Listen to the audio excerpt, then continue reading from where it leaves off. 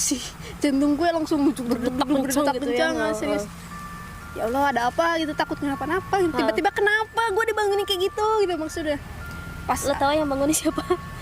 nggak kelihatan sih. Cuma pas gue lihat ke arah kiri, tahu gak? Si Ipin sama temen cewek gue, si siapa ya? Santi lah, ibarat si Santi lagi ciuman dia. Apa? Oh gila anjir, di gunung gitu ciuman. Itu kan termasuk apa ya? Nggak boleh kan itu? Iya, maksudnya maksiat itu maksudnya. Maksiat gitu ya. Gila, demi Allah sumpah.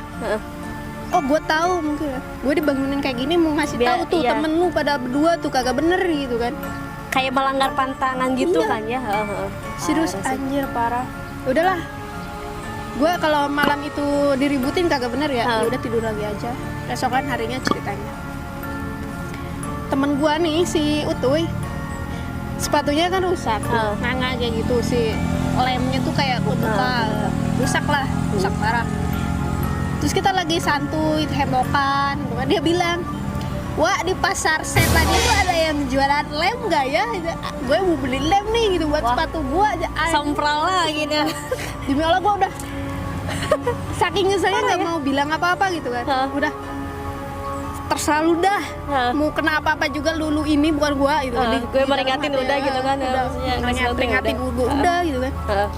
Duh sumpah anjir parah banget. Intinya singkat cerita udah beres. Dan kita rencananya lintas jalur. Naik kan kita jalur Cetok, turunnya kita mau ke Cemoro Sewu di Jawa Timur, Magetan. Udah beres nih packing lagi tenda udah. Sepanjang jalan gue spetin aja tuh si Santi sama si Ipin. Spetinin terus sumpah doi Allah. Kayaknya ngerasa deh dia. Diem mulu anjir. Pas di atas singkat cerita udah nyampe ke Boyem makan, terus ke puncak juga udah beres. Itu nyampe puncak tuh sekitar jam 3 sore lah. Enggak Boyem itu yang ini bukan sih yang warung di atas awan itu? Warung tertinggi di Indonesia. Kayak Boyem. Nah, pasti udah puasa foto-foto gitu di puncak. Kita turun tuh lewat Cemoro Sewu. Awalnya di pos Sendang Derajat aman aja, terus turun lagi ke bawah pos selanjutnya aman aja. Nah di pos 3 tuh kan kita udah kena malam lagi. Pos 3 itu kan kalau lewat jalur Cemoro Sewu itu tangga berbatu, jadi jalurnya tuh tangga semua tapi di batu terbuat dari batu. Jalurnya tangga. Nah temen gua yang si Utuy itu yang sompral bener langsung kena karmanya jatuh dia. Keselnya untungnya masih ada untung, dia nggak jatuh ke jurang, masih ada lahan sedikit tanah gitu kan, jatuhnya ke sana dia. Kalau nggak di sana jatuhnya nggak tahu deh, dia kayaknya jatuh ke jurang kayak gitu. Jadi di gunung tuh begitu kita sompral pasti langsung dapat balasannya gitu ya. Lu tahu nggak teman gue yang si Ipin yang cowok tuh ciuman tuh? Itu yang ciuman gimana nasibnya? Badannya panas, meriang, dia langsung meriang. Terus yang cewek kayak digangguin gitu katanya, kayak ngeliat penampakan mulu. Emang ada laki gitu kan, kakek itu gitu. Jadi dia lihat itu yang emang tadi pakai baju putih itu kayak dia emang ngikutin terus ngikutin kita. Ya gitu intinya dia dapat karmanya kayak gitu. Tapi alhamdulillah udah lewat dari sana, turun nggak ada apa-apa lagi sih. Dan nih gue mau nanya ini yang menarik gue sih nih pasar setan nih. Gue sempat beberapa kali baca di salah satu artikel gitu kan tentang ya membahas tentang Gunung Lawu. Katanya nih si pasar setan ini setiap kali kalau misalnya ada pendaki yang lewat jalur pasar setan, katanya kita tuh harus membuang salah satu barang kita. Katanya barter sama yang seperti itulah. Itu benar nggak sih? Maksudnya emang benar menurut warga di sekitar. Cuma bagi yang mendengar saja katanya kayak gini. Banyak sih, bukan satu. Kalau banyak berarti bukan satu orang dua orang ya. Kayak yang banyak nawarin gitu tuh. Tapi dalam bahasa Jawa kayak, Mbak, Mas mau beli apa? Kalau kalian dengerin itu, segera kalian buang uang kalian tuh. Buang aja kemana, terus kalian ambil apa aja gitu kan, kayak barter transaksi kayak gitu. Katanya kayak gitu. Kalau nggak ngelakuin gitu nggak tahu deh, katanya pasti celaka atau sial gitu. Katanya. Alhamdulillah sih gue pernah ngalamin, alhamdulillah. Jadi itu mungkin apa sih kepercayaan warga sekitar kali ya, apa sih emang sih kan di Lawu itu tempat menghilangnya Raja Brawijaya Iya, gitu. Majapahit. Majapahit. Raja Brawijaya itu. Jadi apa ya? Sejarahnya juga kan di pos 5 itu tempat perang Kerajaan Brawijaya sama musuhnya. Makanya kalau di sana ngecamp di pos 5 itu kalau kalian dengar suara perang berarti emang beruntung lah, maksudnya bisa dengar suara Bisa perang. dengar. Karena nggak semua orang bisa mendengarnya gitu kan. Terus di Gupak Menjangan juga mitosnya kan nggak semua orang bisa lihat menjangannya, Jangan tuh. kayak rusak. Oh, iya. Alhamdulillah gue lihat Serius. satu pasang, kayaknya cowok cewek deh. Serius gue lihat, alhamdulillah. Itu Kayaknya gua itu tuh- menjangan asli atau memang hanya sebuah nggak tahu sih, gue nggak bisa. penampakan? Kayaknya asli, nggak tahu emang penampakan, nggak tahu sih yang ya kayak asli kayak gitu. Kayak asli. Gue lihat seriusan, demi Allah lihat dua seriusan. Lu udah naik berapa gunung, Wak? Sejauh ini gitu. Kalau Jawa Tengah, Jawa Barat. Ya pokoknya Kalau Jawa Barat, gunung apa aja yang lu pernah lu daki gitu. Lu naik. kalau di Bandung udah 2 gunung, terus di Lembang, Cermai, terus Jawa Tengahnya Sindoro, Sumbing, Kembang, Lawu, ya deh 8 gunung. Nah dari 8 gunung itu yang menurut lu mistisnya paling apa ya, paling berkesan atau bukan paling berkesan ya, maksudnya yang paling serem menurut lu di gunung mana? Ya, Dari Lawu. Lawu. Nah pas kemarin gua naik tuh yang kedua kalinya tuh, gua kan naik. Yang sendiri itu. Iya, gua kan tadinya emang bukan sendiri. Jadi gua sama temen gua yang dari Tangerang tuh. Dari Tangerang mereka berlima lah ya. Gua sendiri dari sini gitu kan. Katanya ya udah nanti ketemu di Solo aja gitu. Ya udah ayo gitu kan. Ya gua udah pesen tiket bus gitu kan. Mereka juga udah gitu kan. Nah, gue yang heran tuh, mereka kan bilangnya jam 7 mau berangkat tuh. Ya sama berarti jam 7 gitu kan. Pas dikonfirmasi lagi katanya si drivernya kayak yang ngundur waktu gitu. Mundur waktu. Jadi si driver travelnya gitu kan. Mereka kan pakai travel jadinya. Jam 9 katanya, ya udah nggak apa-apa gitu kan. Telat cuma beberapa jam ini. Gitu kan. Ya singkat cerita gue berangkat dari sini sendiri gitu kan, naik bis ke Solo.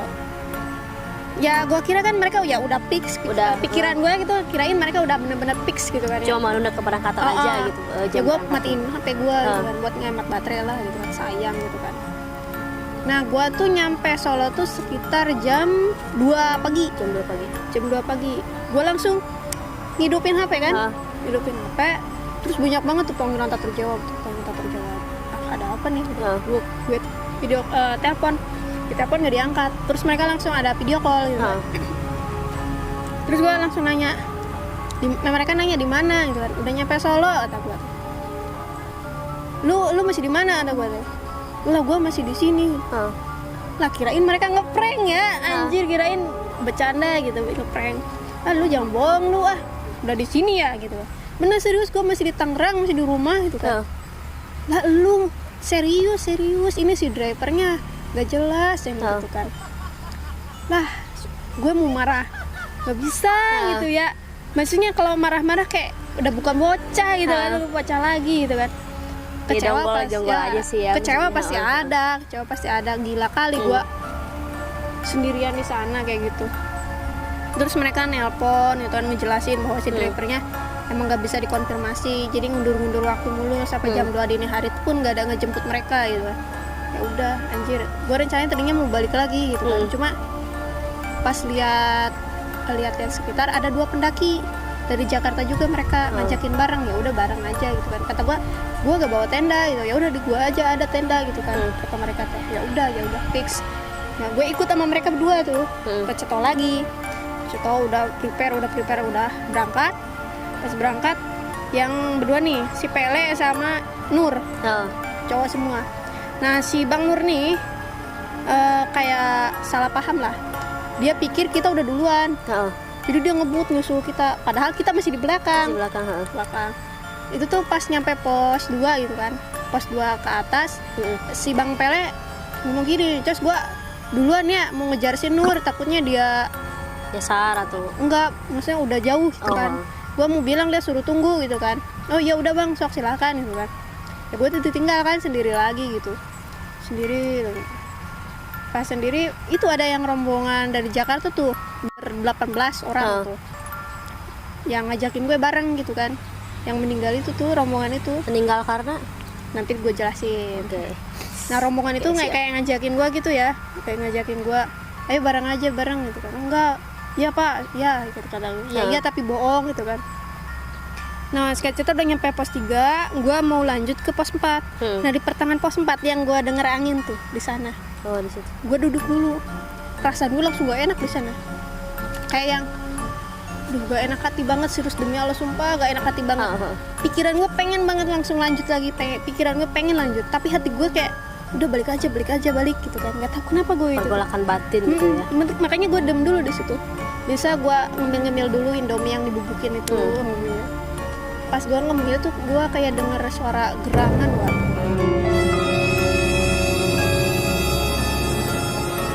Geraman. Gue kira itu suara air dari peralon, kan ada saluran air ya dari peralon. Gue denger sampai 3 kali gitu tuh. Bukan suara air dari peralon, Tapi ternyata suara macan yang geram. Wah. Macan, serius demi Allah.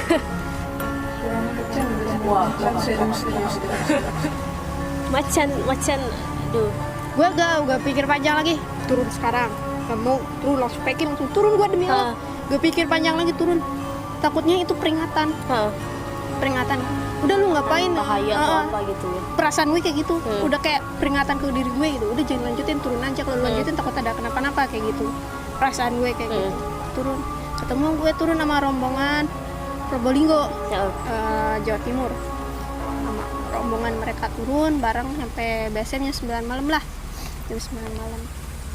Gue kan nyampe base camp tuh malam Sabtu, malam Minggu berarti ya. Gue balik Minggu pagi, gue cari orang yang lewat ke Solo. Anjir, gue kayak nanya-nanya tiap orang gitu, lewat ke Solo gak gitu. Soalnya nggak ada kendaraan buat ke Solo, buat Sama sekali nggak ada kendaraan. nggak ada aksesnya, susah banget. Makanya gue ikut sama yang punya motor tuh, dia sendiri gitu kan. Orangnya orang Jogja sih dia, cuma ya udah ngebelain nganterin gue itu. Gila baik banget tuh orang, namanya Yasir. Baik banget tuh orang. Nah singkat cerita gue kan baliknya pagi itu kan. Pagi nyampe Solo siang, langsung berangkat kan. Nah malamnya tuh rombongan yang ber-18 orang itu tuh kan turun, Yang ngajakin lo ngajakin gua bareng. Ya pasti mereka tuh kan nyarter mobil kayak gitu. Kalau nyarter, gue kalau ikut mereka pasti gue ikut pulang juga sama mereka. Soalnya searah mereka juga ke Solo. Apa sih kayak yang pakai bis lagi juga. Gila anjir, untung gue gak ikut, seriusan. Jadi katanya si mobilnya itu udah kempes. Jadi agak oleng terus kayak masuk ke selokan si mobil tuh. Terus ngehantam tebing. Waduh. 1 kali itu nggak berhenti mobilnya, udah ngantam tebing tapi nggak berhenti. 2 kali ngantam tebing baru berhenti. Yaitu ada korban 1 meninggal di pinggir sopirnya tuh. Terus 2 orang lagi patah tulang. Waduh. Ya Allah. Terus gue nanya kayak teman gue gitu kan, orang Jawa juga. Kayaknya itu emang kan udah mau masuk ke bulan Suro. Bulan Suro kan udah sekarang tadi kemarin malam itu kan. Ya udah mau masuk ke bulan Suro kan itu tuh. Jadi sebagian tanah Jawa itu pasti bakal ada yang meminta. Jadi kecelakaan itu bisa terjadi, mungkin ada campur tangan mistisnya juga. Dan gila banget pas gue naik itu dupa masih nyala, wangi-wangi dupanya masih kecium banget sumpah. Di tiap pos tuh ada banyak banget dupa, serius. Pokoknya itu termistis sih Gunung Lawu. Tapi nggak tahu kenapa nggak ada bosannya gitu. Ya karena kalau hobi sih susah ya. Terus hati kitanya apapun. kan niatnya juga kan baik gitu. Kayaknya gue kalau udah coba 1 kali kayaknya pengen lagi sih. Pasti Ya, soalnya jujur kecanduan. gue pengen, cuman belum ada keberanian gitu Cus untuk naik gunung, apalagi kan banyak ya yang kemarin tuh yang meninggal di apa sih, karena siapa sih Andi apa Andi yang nah itu katanya hipo ya, tapi banyak yang spekulasi juga dia tuh kayak yang ngelakuin ritual kayak gitu. ya kan katanya kan gue lihat videonya ya, dia kan bawa kayu bakar buat Simba itu siapa sih maksudnya? emang penghuni di situ Bukan, maksudnya gini. atau Kan gue kayak nonton gitu ya, dari beberapa narasumber, dari temannya, dari pokoknya dilihat semua lah sama gue gitu, penasaran gitu. Terus ada beberapa kesaksian, meskipun beda gue nontonnya beda Versi. ya, tapi ada kesamaan. Oh, gitu. Sama alur cerita itu ada kesamaan. Pertama sih gue kayak nonton si teman-teman itu kan di wawancara kayak gitu ya. Jadi si temannya tuh kayak ngesaksiin apa sih, menerangkan bahwa si Andi itu berangkat tuh kayak membawa sesuatu kain di dalamnya nggak tahu apa, kayak gitu. Tapi katanya sih kertas sama tanah katanya. Buat apa? Nggak tahu, gue juga nggak tahu. Terus kan sempat ditanya itu buat apa kamu? Oh itu nggak apa-apa katanya. Bahwa ini ada yang ngasih katanya kayak gitu. Sama temennya kayak gitu bilang. Terus kesamaannya sama video yang ketemu itu kan, yang ketemu pas evakuasi mayatnya kan. Itu si bapak-bapak tim SAR kayak nemuin kertas gitu kan. Ada kertas pokoknya. Kalau kalian nonton videonya pasti ada kertas itu. Dan dibaca sama si bapak itu. Pas sama yang videonya nanyain, "Pak itu kertas apa?" Dia nggak jawab, "Nggak, bukan apa-apa." Tapi dia dibaca sama si bapak itu dibaca. Kayaknya tahu dia. Kayaknya tahu. Kayaknya si bapak itu tahu. Cuma nggak dipublikasikan mungkin. Terus itu bukan, jadi kan ada sebelum meninggal itu kan si ada yang ketemu kan, terus dia sempat berkomunikasi. Maksudnya berkomunikasinya dalam bahasa Jawa. Intinya kayak gini, ini kamu dari mana itu kan? Kalau nggak salah dari Kemuning ya kalau nggak salah. Iya, Kemuning. Dari Kemuning katanya gitu. Loh, kamu sendiri aja, di mana teman-teman kamu?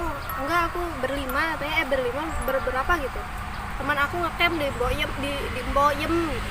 Maksudnya Mbok itu Mboyem maksudnya. Yang punya orang di atas langit itu. Iya, campnya di sana gitu kan. Terus kenapa nggak bareng, nanti juga aku balik lagi malam kayak gitu, balik lagi kata. Artinya kayak gitu ya. Oh ya udah tuh. Nah, si yang rekam itu kan nggak tahu gitu kan, dia ngalamin sesuatu atau enggaknya gitu kan. Soalnya kan pas ditanya udah dalam gak pakai baju gitu ya, gak pakai baju. Terus kayak yang bopong kayu gitu. gitu. Ya kan dari ya kan pasti banyak lah di TV-TV gitu yang berspekulasi bahwa mungkin si Andi ini meninggal karena hipo. Karena kan secara kan dia di atas gunung dengan kabut yang begitu tebal dia nggak pakai baju gitu. Emang gimana ya, maksudnya ya dari segi ini sih emang ada nyambungnya juga, mungkin dia karena nggak pakai baju hipo jadi nggak bisa akhirnya dia meninggal. Terus kalau dari segi mistis, apa mungkin si rohnya itu diambil sama penghuni di situ untuk dijadiin apa gitu kan? Biasanya kalau di gunung-gunung kan banyak banget hal yang seperti itu kan. Nyambung kedua-duanya juga. Alasan hipo pertama nyambung juga.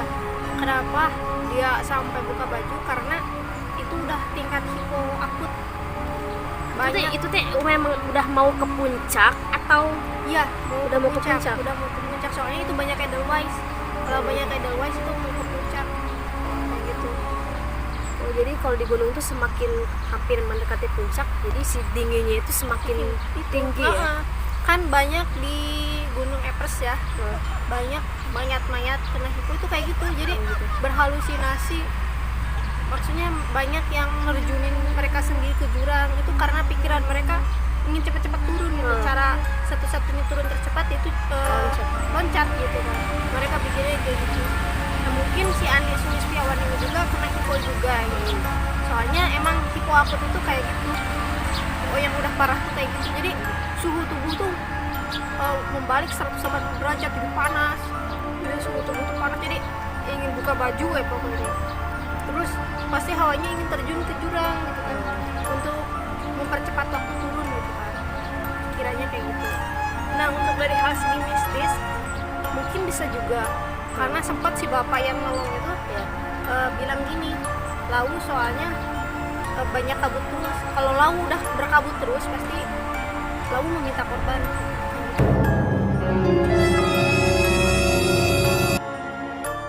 Jadi emang udah ada tanda-tandanya gitu kan, kalau ya kabut tebal berarti lalu minta korban.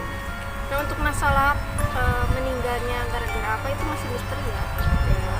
Bisa jadi banyak yang berpendapat juga kena hipo. Terus banyak yang berpendapat juga dia itu kayak ngelakuin hipo kayak gitu. Ya walau alam sih. Yang penting kalau kita naik gunung itu gimana niatnya kita. Kalau niatnya kita tidak macam-macam, alhamdulillah. Insya Allah yang gue bilang nggak kenapa-napa. Gitu. Wajib gak sih sebenarnya setiap hari harus naik gunung? Setiap kali mau naik gunung itu kita melakukan ritual, menurut lo itu sesuatu hal yang wajib atau enggak gitu? Enggak sih, enggak. Jadi tergantung niat aja gitu ya. Niat. Kalau kita niatnya tadabur alam, menikmati alam, ya nggak mesti ngeritual, ngapain ritual? Iya. Ngapain? Kalau ngelakuin ritual itu kayak yang kita udah punya niat sesuatu gitu kan. Kalau gue mau ke gunungnya, tapi sebelumnya mau ngelakuin ritual dulu gitu kan. Ya beda-beda sih gitu, maksudnya tiap orang kan beda-beda. Kalau diri gue sih pribadi mah nggak mesti gitu kan. Karena kan naik gunung itu kan kita kayak semacam apa ya, memasuki dimensi lain juga ya, karena kan yang namanya gunung itu kan udah pasti hutan ya, yang ya walaupun sering dijamah sama pendaki kan, tapi ya yang namanya hutan lah pasti selalu ada ya hal-hal yang mistis seperti itu. Pasti. Nah tips dari lo deh buat para pendaki misalnya pemula gitu yang mau naik gunung, apa sih hal-hal apa yang harus dilakukan agar tidak terjadi hal-hal yang amit-amit sampai meninggal lah, hilang lah. Lo yang sering naik gunung, apa sih tips buat mereka yang mau, contohnya gue gitu kan, gue mau tapi ya itu tadi gue belum ada keberanian buat naik gunung karena masih takut. Pertama, kalian harus persiapkan dulu matang-matang rencana kalian mau naik ke gunung apa, terus berapa hari, itu harus planning harus berarti ya, pertama planning. Rencana harus matang. Terus kedua, peralatan harus memadai, jangan ngandelin orang ya, itu gak boleh sebenarnya, karena kan kita nggak tahu ya di gunung itu bakal terjadi apa kepada kita gitu kan. Jadi peralatan pribadi harus memadai, seperti sleeping bag, terus matras, jaket penting nih, jaket, sarung tangan, sepatu gitu kan. Itu sangat penting menurut saya, peralatan yang kedua. Terus ketiga, budget juga. Budget wajib. pasti ya. Budget Karena kalau yang di luar kota kan pasti kita harus naik kereta lah, inilah itulah. Iya budget wajib. Nah kayak gitu sih. Jadi itu sih, tiga itu menurut saya. Pertama persiapan, kedua peralatan, ketiga budget. Kalau peralatan ada, budget ada, tapi gak ada persiapan, sama aja. Terus persiapan ada, peralatan ada, budget gak ada, ya itu tetap aja nggak usah berangkat. Ya intinya sih ya yang gue bilang tadi ya, yang mau naik gunung tuh ya intinya satu ya keyakinan sih. Kalau misalnya diri kita yakin ya kita cuma mau nikmati alam, ya pasti dilancarkan. Kalau misalnya kita emang dari bawah udah niatnya nggak benar, ya pasti alam pun akan membalas apa niat buruk kita gitu kan. Kayak yang tadi temennya dia melakukan hal-hal yang yang bisa dibilang itu melanggar ya, akhirnya kan si cowoknya itu panas, nggak tiba-tiba badannya panas, terus ceweknya mendapatkan katanya lihat penampakan kayak gitu, ya memang langsung dibalas pada saat itu juga. Jadi ya tipsnya ya yang tadi dia bilang itu sih, yang tiga itu, planning, peralatan, budget, dan niat juga sih sebenarnya. Niat juga. Oke, Cos, thank you nih ya udah mau berbagi pengalaman, berbagi cerita. Jujur ini jadi pelajaran banget buat gue, bahwa naik gunung itu sebenarnya nggak semudah yang gue pikirkan. Apalagi kan trekkingnya itu ya hutan lah, inilah itulah. Dan gue sih sebenarnya ngumpulan niat sih buat ya next ajak gue lah buat naik gunung gitu kan. Sebenarnya sering ngajakin sih guys, dia tuh ayo dong naik gunung, tapi kan karena gue ya ada kesibukan lain, jadi kadang nggak bisa ya. Gue tuh orangnya ceplos ya guys, maksudnya gue mah orangnya kadang sompral kadang apa, jadi kalau naik gunung tuh takut nyeletos gitu kata-kata yang tidak ini, gue takut itu amit-amit ya. Cuman itu gue pengen coba lah. Oke? kalau ceritain panjang lebar sih nggak akan habis 1 jam lebih ya, durasinya nggak akan cukup. Mungkin di next video gue bakal collab lagi sama dia. Masih mistis juga ya nanti guys. Pokoknya pantengin terus YouTube gue, Chaleva Gela. Jangan lupa like, comment, and subscribe. Sekali lagi thank you bro udah mampir lagi di YouTube gue. Mantap. Oke, nanti kita collab lagi di next video. Oke, gue Chaleva Gela dan Terus Raja. kami pamit. Wassalamualaikum warahmatullahi wabarakatuh.